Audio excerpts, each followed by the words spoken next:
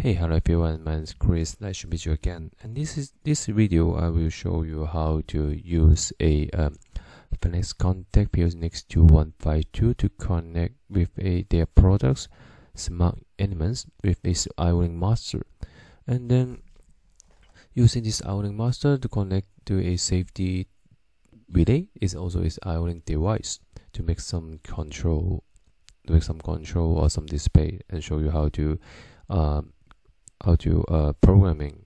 make a program in this device. Okay, let's start. In this video, there is two parts. The first part I'll explain the whole hardware and the connections in these configurations, and after that I'll show you how to make the program that following the OOP concept IEC 6111313 standards. Okay, let's start.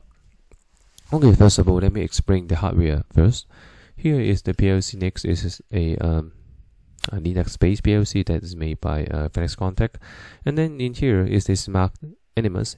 You can imagine that it is just a very flexible device that you can, depends on your applications, you can choose what kind of slot that you want to use. For example, in my configuration, this is a DI digital input, and here is the digital output and analog input, and this one is our main characters ironing master. So depends on, maybe you can just use this to pick it out and then insert any smart elements that you want. It's a very flexible device. Okay, and here is just a Siemens hub. This is a DC supply, and here, okay, so here is the other main characters in this video. Here is a small, it is a safety relay, also provided from made by plcnext Contact. It can give you a two sensor input signal monitoring signals, and then a output signals. Okay, in here I connected to a e-stop to S0 to channel 0, and the door switch to channel 1. And here I have a reset button, and here is the indicator to show the safety relay is outing or not. Okay, so maybe it's time to let me to press the button. Just a second. Okay, and I press the okay, I press the button. Then you see the indicator is turned off. Then the lamp is very small. You can see the S0 LED is turning off. So when I release the e-stop and then press the restart button again, then you can see the lamp is turning on, and here the K0 K1 is also turning on. So what is the case that if I just open the door switch? Okay, because I only can open it in one hand. Just wait a second. Oh, you see, same. Then after, when I you can see the door LED now is flashing. Okay, when I return it and press the reset button, you see the system becomes normal. The output is going on.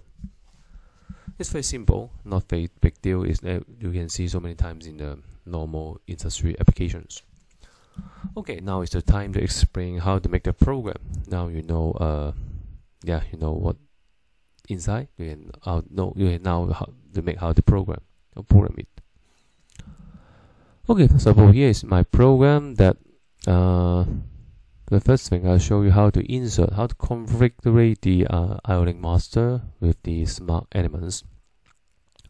Okay, let me show you to this one again. Okay, in here you see they actually in plcnext engineer, there's an engineer tube like Trinket or TI Portal. There's the engineer tubes just for their PLC. Actually in their PLC they will not directly configure a unit called smart elements. Maybe it can, but you can configure the base unit. This is a base unit. Then in front of the base unit, you can insert the slot the smart elements that you want.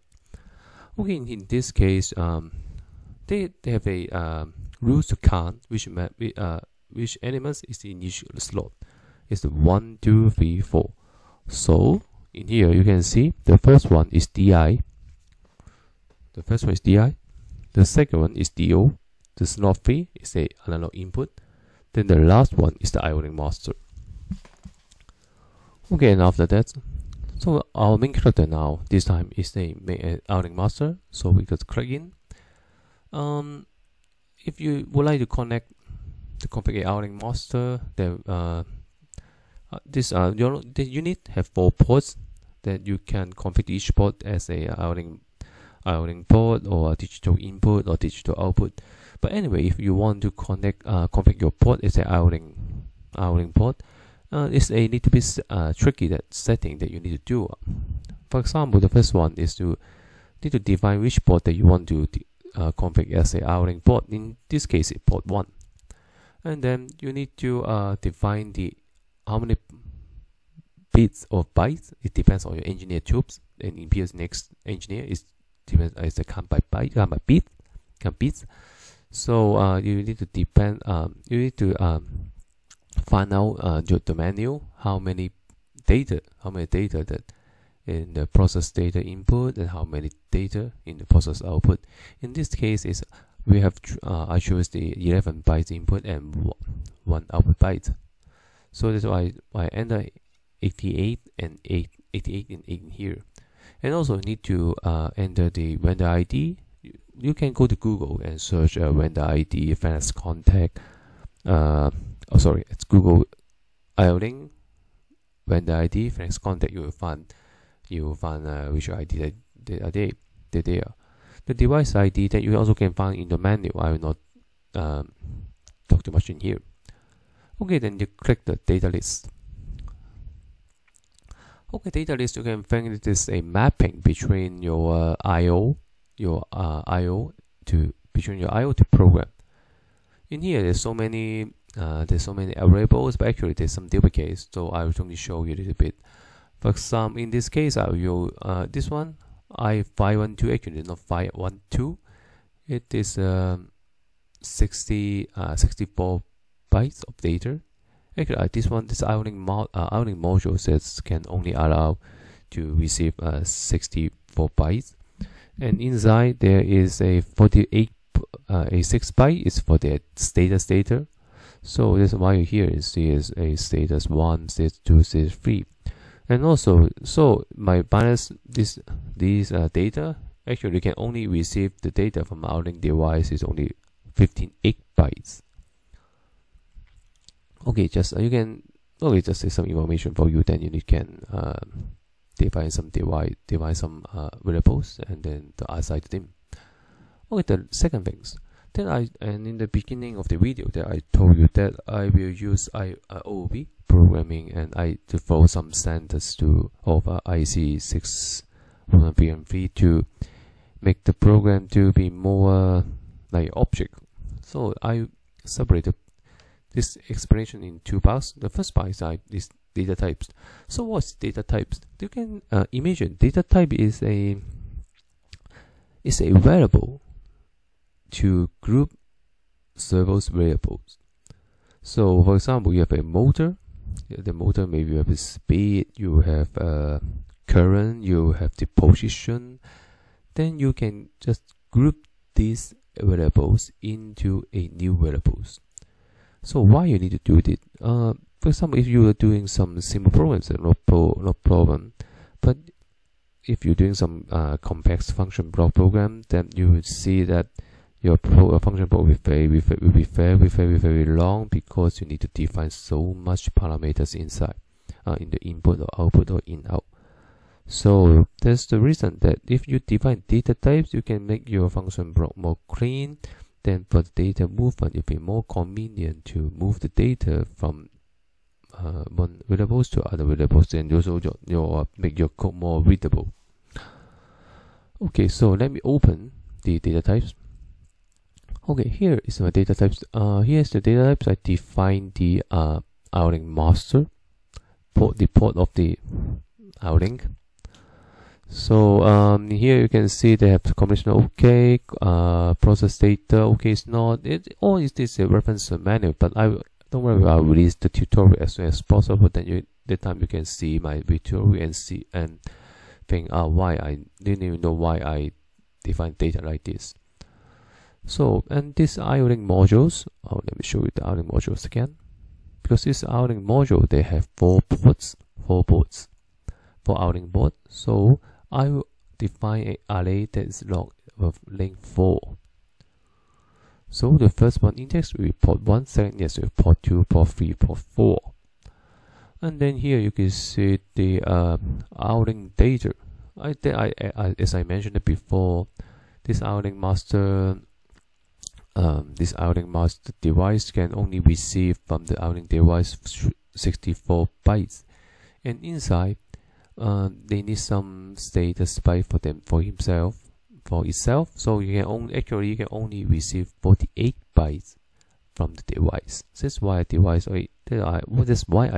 a array of bytes in here.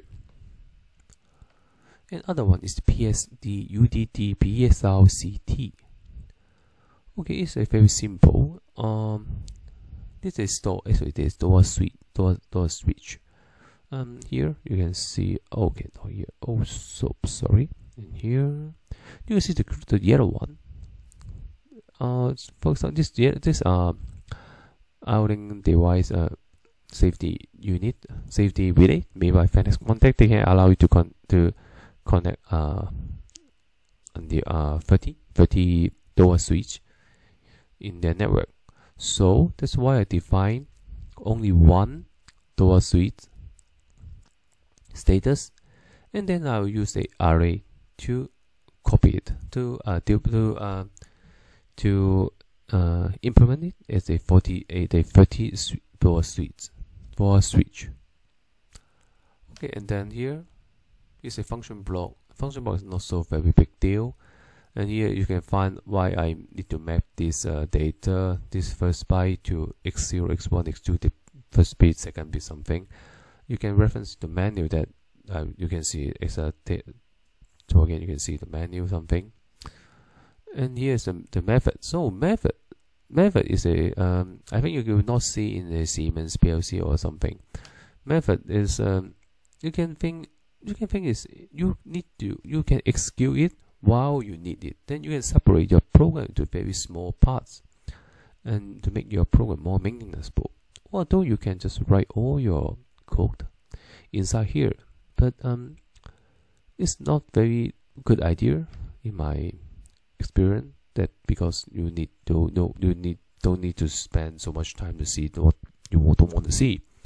For example, when you have something logic problem in the normal, and you get the normal status, what you want to do, you can just go to normal method and to check what happened and find out what kind of bug they inside, or you can modify it directly. You don't need to scroll it from up to down. Now, because I'm very small program that only have 90 lines, and maybe if you're controlling a servo motor or doing some complex tasks that you will have more 300 or 400 lines, you don't want to see all, right? Okay, so yeah, there's some story. Yeah, and then here the other function block is this function by I implement that then this safety unit with door switch is a one set. So what I mean that that mean when I drop this function block, when I call this function block in my program, actually defaultly I am copying this device with 13 door switch. Then it just depends on how many switch that you use in your application, and then use in your program. So that's why here I have so many functions. I've enabled, I've get K1, K2, get the safety output status,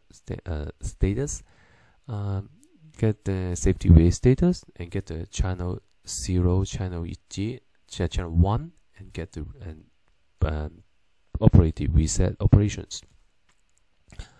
And there's something that I would like to show you, that is this method.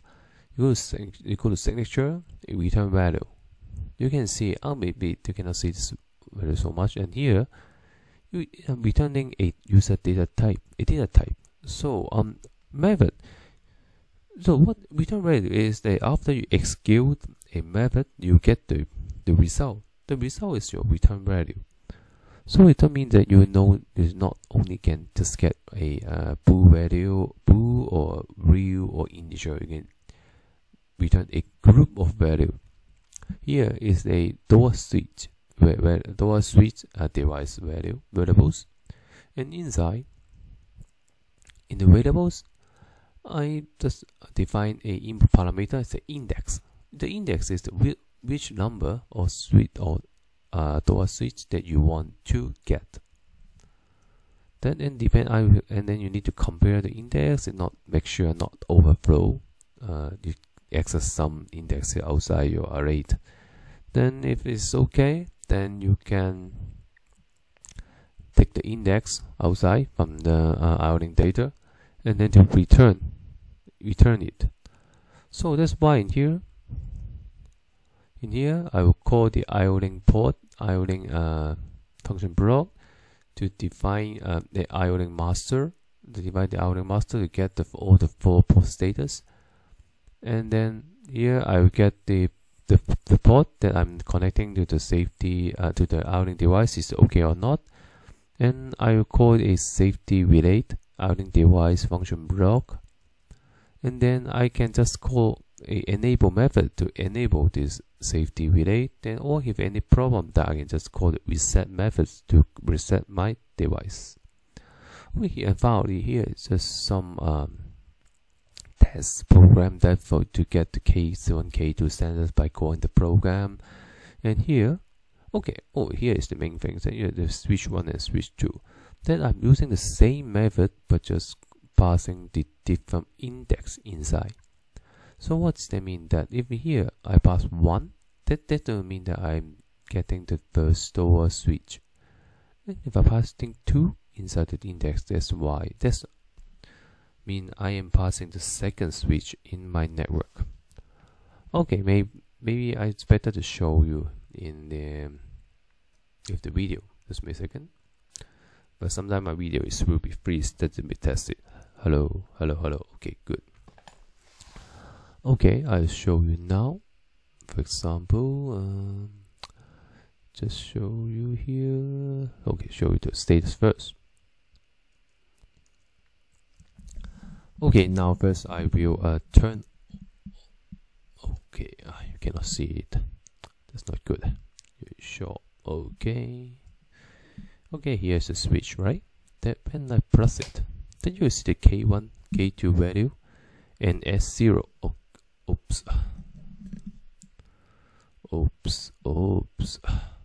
And the S0 is become the false. Then when I release it, you see S0 is become true. And while press the reset button, good. K1, K2 is become the true. And the system is resume the normal. So now I will open the door switch, and let's see what happens.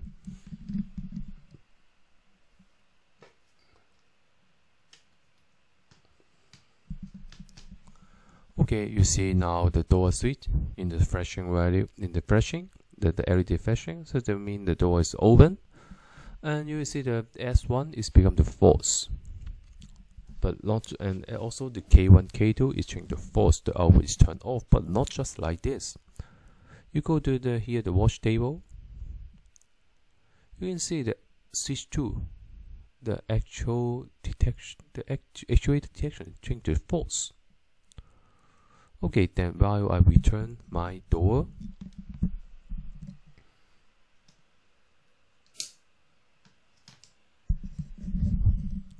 then you will see this switch 2 and the actuator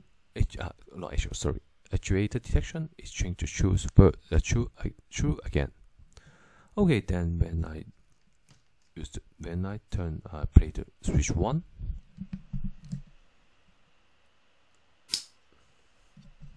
you see the switch 1, the actuator detection is changed to false also. Then I return it. Okay, change to true. And finally, what I need to do is just press the reset button. I think it's done. Okay, my video is like this, but what I want to tell you is actually do this type of programming that you can save you so many times that then you can reuse your programming. And the future that when you face in the same device or very similar device, you can just modify little things little bit. And yes, that's my video. Then I hope you like this. If you have any problem, please comment. Let me know. I try best to answer you, and I release my tutorial of this project and upload it into GitHub as soon as possible. So I hope you like this video, and see you next. Hope I can see you next time. Okay, bye bye.